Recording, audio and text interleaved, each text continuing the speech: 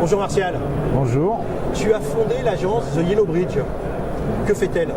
Alors, The Yellow Bridge, c'est très simple et en même temps très compliqué puisque c'est une agence qui fait de l'innovation sociale. C'est-à-dire qu'on essaye de revisiter toutes les process RH, RSE, mais d'une façon complètement nouvelle en essayant de tenir compte du fait que le monde a changé et on essaye d'adopter un regard qui soit centré sur l'employé d'abord avant de regarder l'entité entreprise.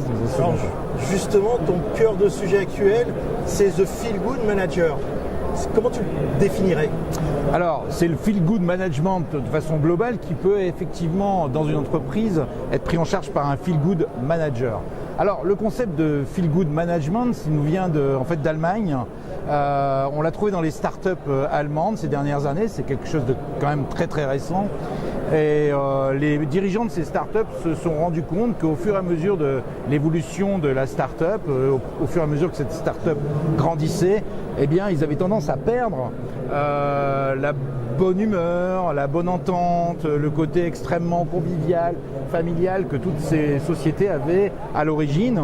Et donc ils se sont dit, pour le garder, parce que c'est fondamental, pour le garder, je vais embaucher un feel good manager qui va s'assurer de la pérennité de l'état d'esprit feel good. Ça répond à quelles attentes de la part d'une entreprise ? Est-ce qu'on peut y mettre des objectifs ? Alors, bien sûr, on peut y mettre des objectifs. Les objectifs, c'est des objectifs assez classiques. Ça va lutter contre l'absentéisme, des choses comme ça. Ça va surtout augmenter les performances de l'entreprise.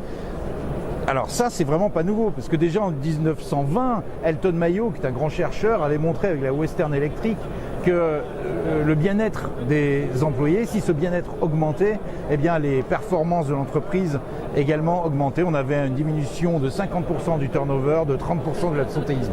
Donc ça répond à des objectifs très concrets de performance. Alors ceci étant, il ne faut pas se voiler la face. Il y a quand même des obstacles, c'est quand même un vrai changement d'état d'esprit.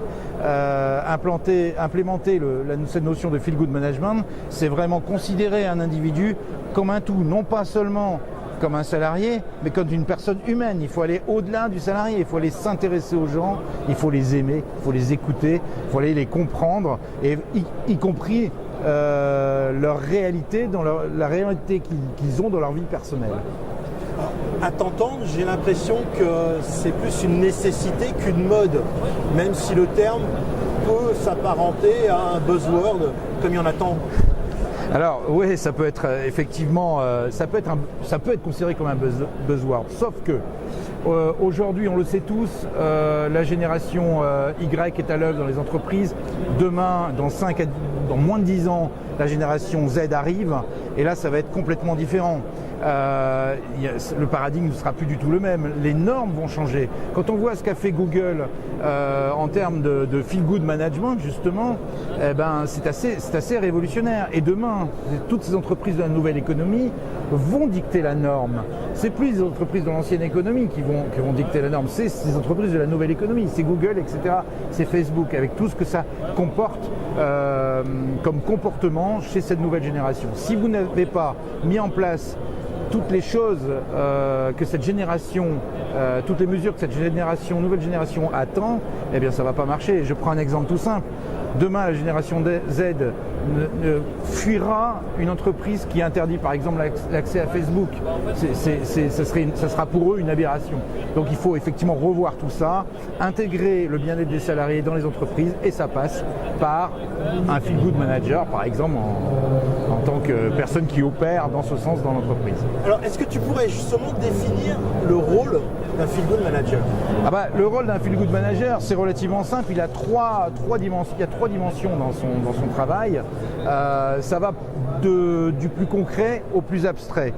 Et le concret, c'est relativement facile à mettre en œuvre, et l'abstrait, quand on va toucher à des choses un peu plus émotionnelles, ça va être beaucoup plus difficile. La première dimension, c'est tout ce qui est, service, comme une crèche, comme l'accessibilité de l'entreprise. Ça va être le télétravail. Est-ce qu'on doit implémenter du télétravail dans une entreprise ? Bon, c'est toutes les choses qui vont faire en sorte que le service dans une entreprise soit au top. C'est les locaux, c'est la configuration des locaux, tout ce qui va participer au bien-être, mais techniquement, physiquement. Deuxième niveau, c'est l'appartenance. Et on voit qu'on va remonter dans une sorte de pyramide de Maslow en termes de besoins. Le deuxième besoin essentiel, c'est l'appartenance. Ça ne marche pas, le bien-être n'existera pas si les gens ne t'appartiennent pas à l'entreprise. Alors l'appartenance, c'est quoi? Ça peut, par exemple, se traduire par la mise en place d'un réseau social d'entreprise. Mais ce réseau social d'entreprise, et on l'a vu, il y en a beaucoup qui périclitent parce qu'ils ne sont pas animés. Le Feel Good Manager, ça peut paraître assez étonnant qu'il ait ça en responsabilité, mais il peut s'occuper d'animer le réseau social d'entreprise. Troisième niveau, c'est la reconnaissance. Alors là, on touche un point extrêmement sensible dans les entreprises, c'est le manager de proximité. Pour qu'il y ait reconnaissance vis-à-vis des salariés, il faut que le manager de proximité, il ait intégré cette notion que si le salarié est en bien-être, sa performance va être meilleure. Donc c'est respect du travail, donner des feedbacks, clarifier les objectifs, c'est respecter l'individu, c'est l'écouter, c'est effectivement ce que je disais tout à l'heure, c'est considérer l'individu comme un tout et non pas seulement comme un salarié. Est-ce que ça veut dire qu'un Feel Good Manager doit être absolument interne ou on peut recruter quelqu'un de l'externe? Ça va dépendre. Dans nos prestations, nous, effectivement, on peut être Feel Good Manager, mais ce n'est pas toujours souhaitable. On peut l'être suivant les sociétés, suivant la taille de la société, suivant leurs problématiques, suivant les KPI qui sont attendus d'un Feel Good Manager, mais parfois il est plus souhaitable de faire adopter ce rôle par quelqu'un qui connaît bien l'entreprise, qui est issu de l'entreprise. Ça peut être quelque chose de très intéressant pour un senior par exemple, qui peut prendre ce genre de poste en charge.